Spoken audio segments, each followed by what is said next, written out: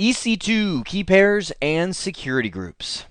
Well, my friend, we are well on the way to getting our instance up and running and really understanding all the pieces around it. And I felt as I wanted to start this thing, I go, we got to just get our bearings, because even as I say that, we're well on our way to get our own instance running. I'm sure many of you have already gone out there and gone next, finish, and you're like, well, there it is.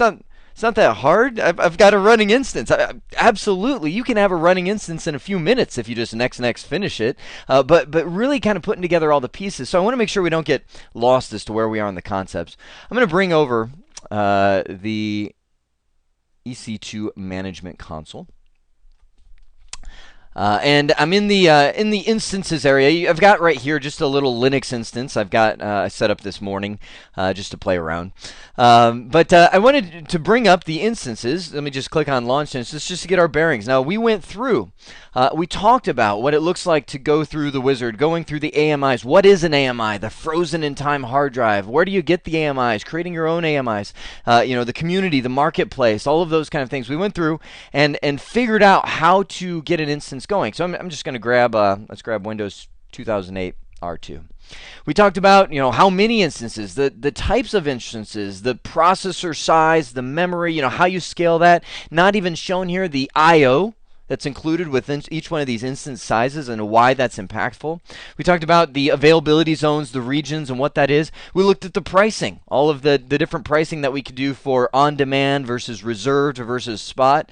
Whew. Even as I do this, I'm like, man, we've talked about a lot, but it's so easy to just, next. Okay, I've got it. It's good. But now you really understand all these pieces. So let's see where we go from here. Okay, we're into the advanced instance options. I'm going to put those to the end, right? Just because it'll just make more sense if we talk about those at the very end. I'll say this is a great one, prevent against accidental termination, to where you have to come in and uncheck this box before you can terminate an instance, because it's all too easy to blow one away accidentally.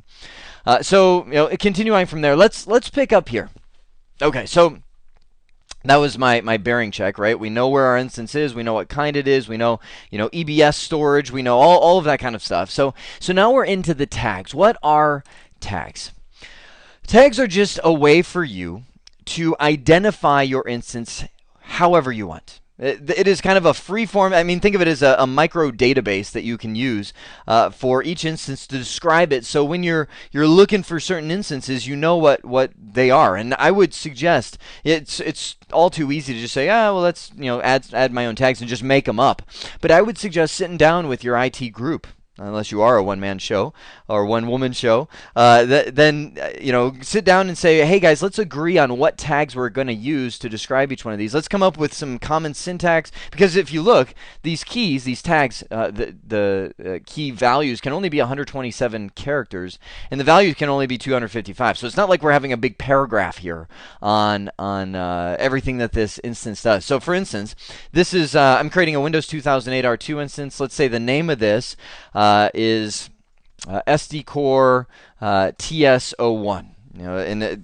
I'm actually using a naming convention that I use for my own data center.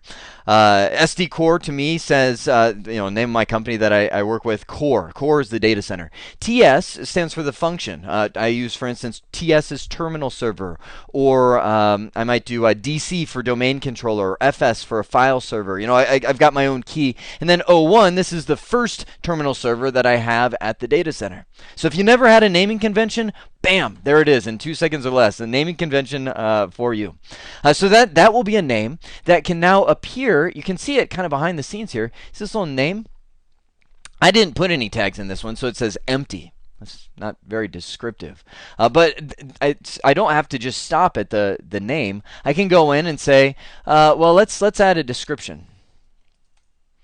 Description will be, and again, 255 characters, you don't have much. Let's just say RDS gateway to reach internal apps.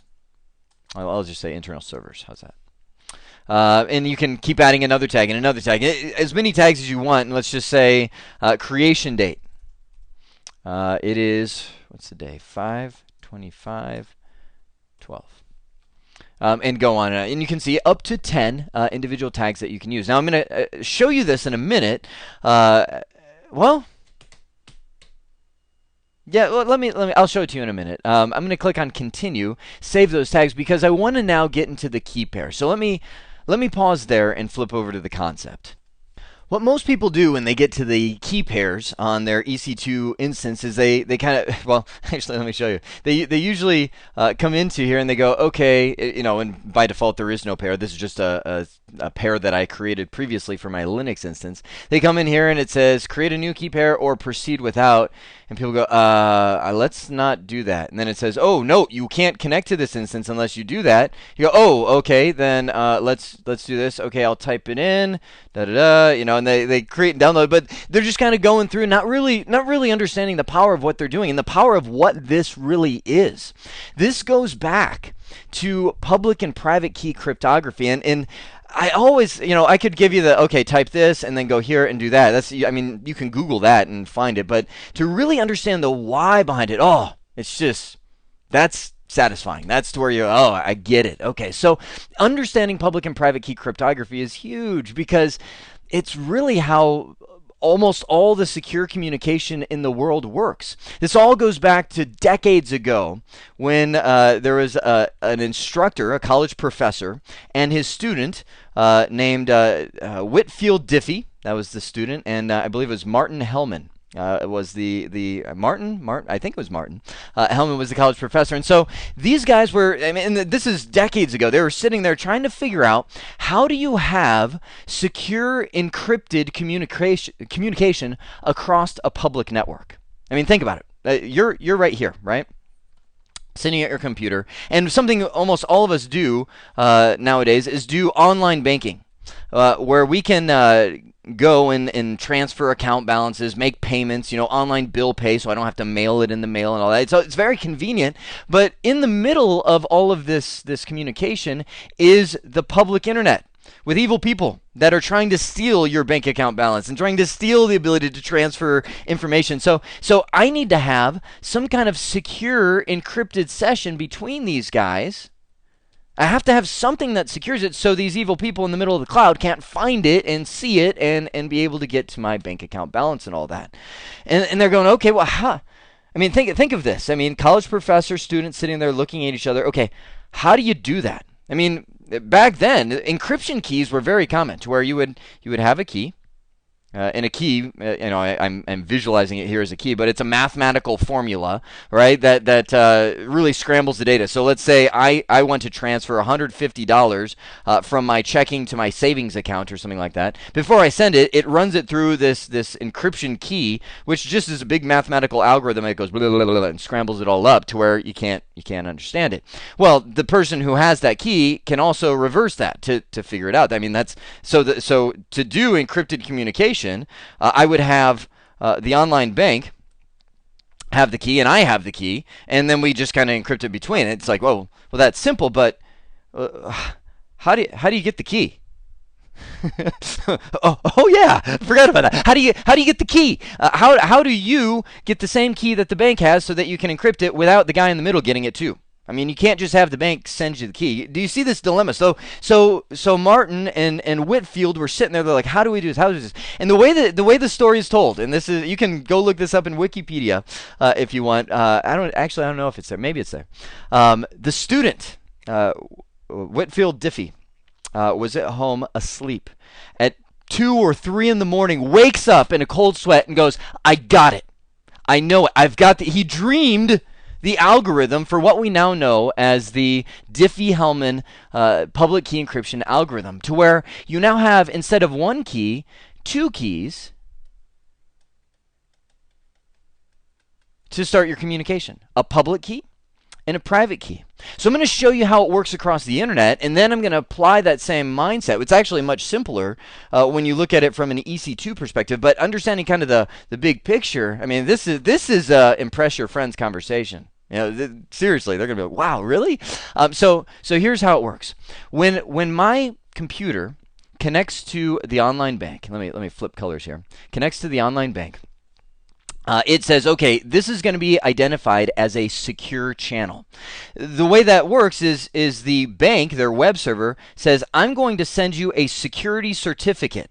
Ah, certificate. Some of you may have seen that before, like when you're surfing the web and it comes up and says, "Hey, this certificate is not valid. Do you want to proceed?" And everybody's like, "Ah, don't show this to me again." And hit yes. Well, it's not good to have an invalid certificate because everybody should have a valid certificate saying this is who I am.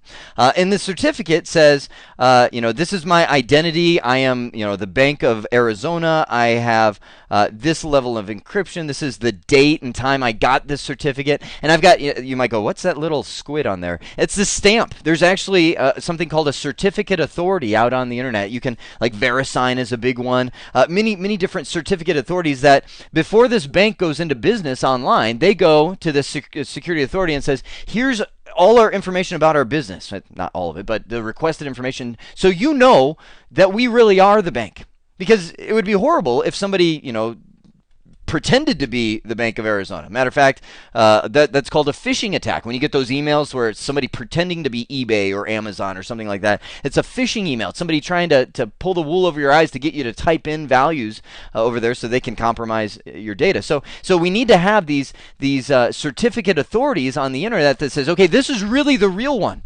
That's why it's so scary if somebody sees that message that says, this is an invalid certificate. Do you want to proceed? And people are, yeah, because a lot of times people don't pay the money to have a certificate really validate their identity. So you're playing the game like, I really hope this is the real Amazon, the real eBay, the real Bank of Arizona. So if you have a certificate authority give one to you, then it's validated. The browsers won't pop up that security warning and that kind of thing. But also on here, and here's the key, no pun intended, the key of what I'm trying to say, is the bank's public key. That's why it has that name. A public key is available to anybody. And it is, you can think of it as a full encryption decryption algorithm. It can encrypt, it can decrypt data. However, it is only a one-way encryption. Start putting these pieces together here. If I encrypt something with that public key, that key cannot decrypt it. It must be decrypted with the private key, which is the reverse of the formula. Talk about that in a second. So let me finish this story here. You connect to the bank, they send you their certificate, which includes this is who I am, I'm valid, I'm not a fake, and here's a public key, a mathematical algorithm that we can use, or I should say that you, little computer, can use for encryption. Now notice I said encryption, not really decryption. But this computer, your browser, Internet Explorer, Firefox, Chrome, whatever browser you're using, built into it has a certain level of encryption. And based on where you are in the world, there's some governments that say, well, we want to be able to see what you're doing. So they may block the ability to use really high encryption versions of this. They have very low encryption values and things like that they allow. So based on the browser that you're using, let's just say you use 128-bit encryption. Let's just say I'm using Chrome. Chrome will then generate what's called your session key, which is just a key. It's an encryption decryption. It's the old school, the original one key to rule them all. It is an encryption decryption algorithm that you and the bank will use for your session. Okay, whoa, wait a sec, Jeremy. This got weird. I thought you said the public key did encryption. I did.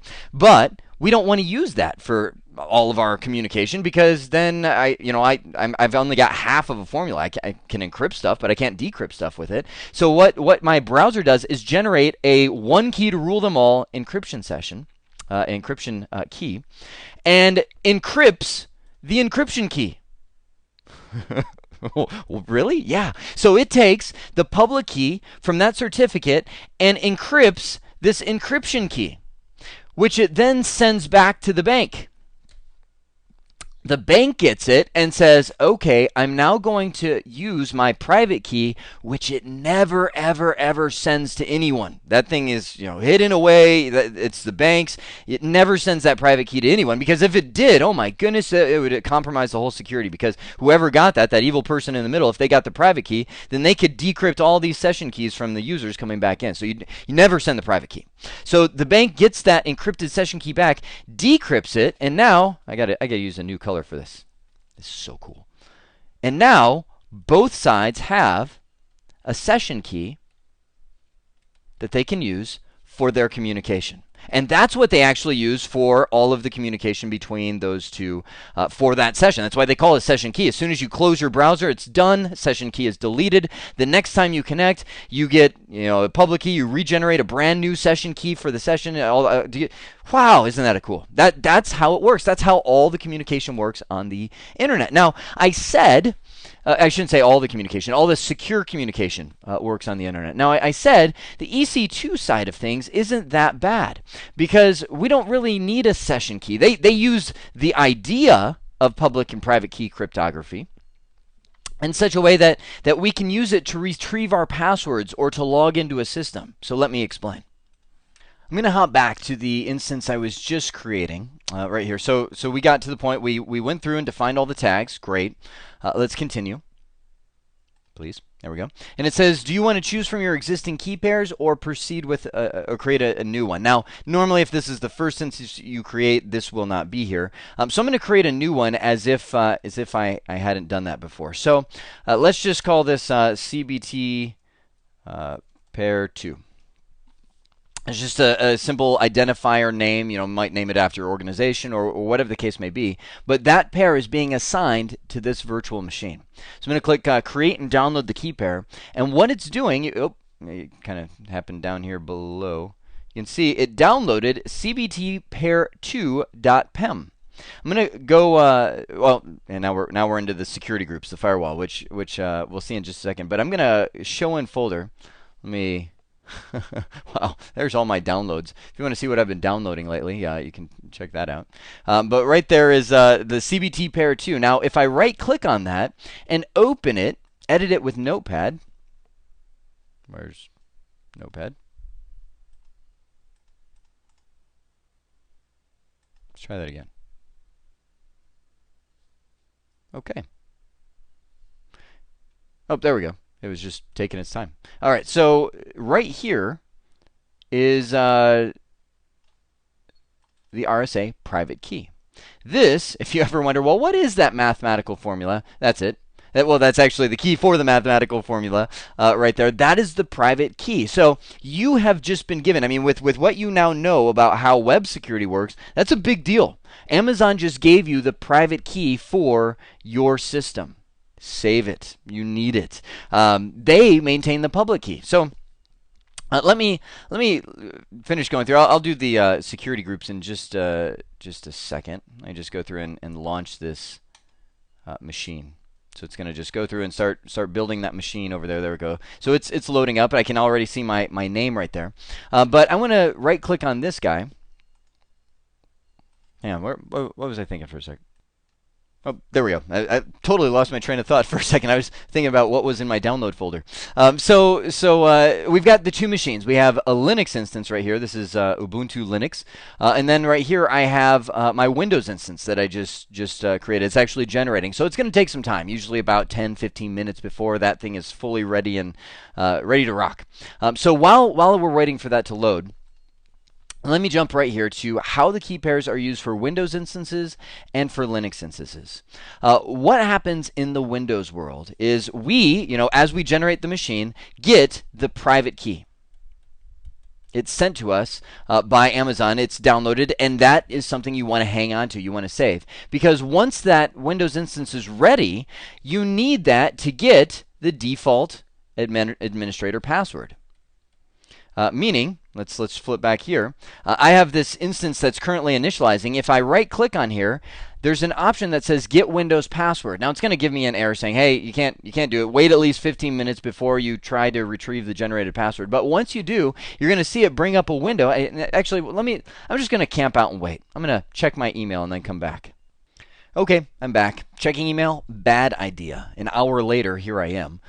So I've got the machine sitting right here. It's generated. It's been running, waiting for me. So I now can right-click on it, hit Get Windows Passwords. Now, when we're talking Windows systems, let me get back to my slide here. When I'm talking about Windows instances that are running, the key is definitely critical, but only really critical initially. You need it to get the default administrator password, and then once you get in, then you can change the password to whatever you want. For Linux, this is how the private key is actually how you will authenticate from here on out, unless you start creating different user accounts and things like that within Linux. So I would say, in terms of course, you need it for both of them, but Linux, it's definitely got a more ongoing purpose. So right here is the encrypted version of my Windows password. It's saying, after I put it through the public key, I have this little blob. I believe that I can decrypt that using the private key called CBT pair 2, PEM. Do you have that? Now, there's a couple ways I could go about this. I could either go in there and actually copy and paste this whole private key into this little box and tell it this is my private key, or a little easier is just to go in and let me just find it. CBT pair 2. Open, and you can see it puts the private key right just as if I would have copy and pasted it. And I click decrypt password, and bam, there it is. I now have my decrypted administrator password. Now I can pull up remote desktop connection. Let's go ahead and highlight this name. That is now my name that I can connect to. Paste that in here and connect. Voila, it comes in, says what username? Well, the user, it says, is administrator. And my password, VNDZY, exclamation point 7AVP. Says, hey, well, talk about certificates. Even remote desktop uses a certificate. Look at this. Hey, this is just, what a great way to talk about what I just described on the public. It says, this certificate is not from a trusted certifying authority. That's okay, because if we had to go buy a CA certificate for every remote desktop session we wanted, it would get a little costly. So I'm going to click on yes, accept that certificate, and I am now in. Now, first thing that I'm going to do as an administrator is get into this Windows Server 2008 instance and go to my Windows security and change my password. So I would type in the old password and then the new one, and then I'll say, not that I wouldn't care anymore, but I don't really need that private key anymore. Excuse me, because I already have the password changed at that point. So now let's talk about Linux. Linux has the ability to authenticate users based on solely the private key. A little different than what we just did with Windows. With Windows, we went in and used that private key to figure out the password and then logged in with username and password. With Linux, you can get in without a username and password at all. It just the private key can get you into Linux. Now, actually using the private key with Linux is a little bit more difficult than with Windows, because Windows, you don't really use it, at least not for Windows itself. You just kind of use it to figure out the admin password, and then you chuck it. You never really use it again after you change the admin password. But on the Linux side, it's part of the authentication. When you get the PEM file, you didn't really get a private key. Well, you did, but it's kind of it's like the meat. It's like, you know, you took off all the packaging. There's the meat of the private key. You know, I'm chew on it right there. But with Linux, you actually have to take that and generate it into a full-blown private key. And to do that, I mean, you can go on Google and find a million step-by-steps to do this. I just grabbed one for OS X if you're using a Macintosh. First thing that you want to do is get your EC2 command line tools. It's a little package of tools, a little compressed file of tools that you can download. Unzip those, and you use this command right here, EC2 add key pair, and then you say PSTAM. I mean, this is just a name. Whatever you want to name the key pair, you put it in there. So they have a great output right here showing. I typed that in. It says, okay, key pair such and such, and that's where right here you paste that private key, the meat I just showed you, into that, which ends the private key, and now that generates a key that you're able to use to get into your Linux instance. So let me scroll down a little bit. This is again using OS X. They go in and just show using some more of the EC2 command line tools to list the images that you have and see what images are in your account from the command line. So we haven't even gotten into the command line tool. We're doing everything through the AWS Management Console right now. We'll get there, but this is just a sneak peek of what's to come. So they do some other things, but by the time it's said and done, this is where the glory happens. It says, I'm now going to SSH into my instance. I'm identifying the key pair of RSA. This is the key pair that we generated way up here. with this PSTAM key pair. So I'm saying use that key pair to access the root account of blah, blah, blah. And that's the actual name that Amazon would give you when you generated your instance to access it. And that's where you can now get in. You're now accessing your virtual machine using SSH from a Linux prompt, and you can get in, and if you want to, you can go into the SSH area and add user accounts, so you don't have to use that key pair every time, and maybe just use that for initial access like we do with Windows. So now let me answer this last question. Okay, what if I lose my key? Well, let's talk through that. If you lose your key, first off, on a Windows side, let's say you generate the instance, you never change the admin password, you forget the admin password, and yeah, I'm coming up with a harebrained scenario here. You always use that PEM key to figure out what the password is and paste it in to access it via RDP. You lose the PEM file, so you can't get your password. Now, first and foremost, Amazon cannot get it for you. They do not keep the private key. They send it to you and they say that is your responsibility. Hang on to that. So if I'll say in both Windows and Linux, if you don't have the admin password, you haven't changed it from the original. And same thing with Linux. If you just lose that PEM file, that's the key to generating your private key to access it. You're locked out of the system. I mean, the short answer is go ahead and terminate your instance. Create a new one. But maybe you're at the point where you've gone in. You've got. Let me bring my AWS Management Console back up here. You've gone in, you've got some actual data in SD Core TS01, and you're like, I can't lose that. I don't just want to terminate the instance. Well, the good news is this: it's either an ephemeral or it's an EBS storage. Most of the time, people run it from EBS. You can see right here the root device. It's running off of EBS. So the hard disk, the contents are still there. What I would suggest is this: right-click on this guy and create an AMI image. And by the way, this is a great time to talk about this. If you haven't created your own AMI, this is how you do it. I can say the image name is, let's just say SD Core TS01 backup. I can't get in there, and you can put a description, no reboot. Select that, hit yes, create, and what it's doing is it's now creating an AMI behind the scenes. Now remember, when we go in and create a new instance, I can click on the instances and choose. Let me see if I can launch a new instance with this going. See if it shows it there.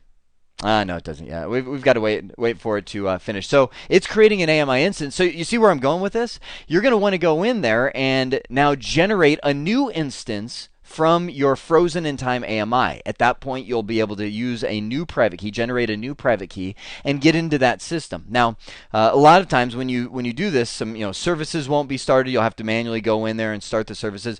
Some of your disks may not be mounted. You may get in there and go, oh, I only see the C drive. Did it lose everything? Go into the disk manager in Windows or mount some use some mount points in Linux to mount the disks back in, and all of your data should still be there. It's all. I shouldn't say should. It will still. It doesn't. It's not like Amazon just loses data.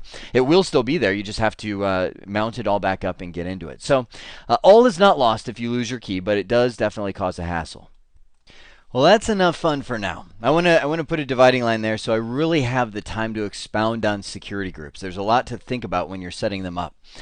So we talked about in this nugget tags, and actually there's something I totally forgot to show you. But I was going through defining the tags, and you're probably like, okay, well that's great to see them, but where do you actually use them? Where can you find them? Well, you remember for this SD Core TS01 virtual machine right here, or instance, I actually defined the tag of, I think, the creation date and things like that. You can go up here to the Show Hide button, and that allows you to add your own tags to this list. Click, let's add them all in there. Click on all of them, and now I can see. If I expand this out, now I'm obviously running a little out of room here, but now I can see all of the custom tags that I've put in there. And I have seen it's sometimes when you put this, it shows all empty until you click the refresh button. So if you do this yourself and you're like nothing shows up, click refresh and it'll show up for you.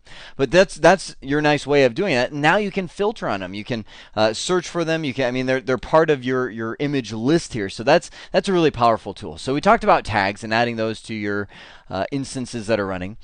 We also talked about EC2 key pairs and in all their glory to talk about what the key pairs are. We even talked about public key, private key cryptography, and the mindset behind it, and then how we applied it to Windows instances, to Linux instances. What happens if you forget your key? All those kind of things we went through. So in the next nugget, we will talk about security groups. But for now, I hope this has been informative for you, and I'd like to thank you for viewing.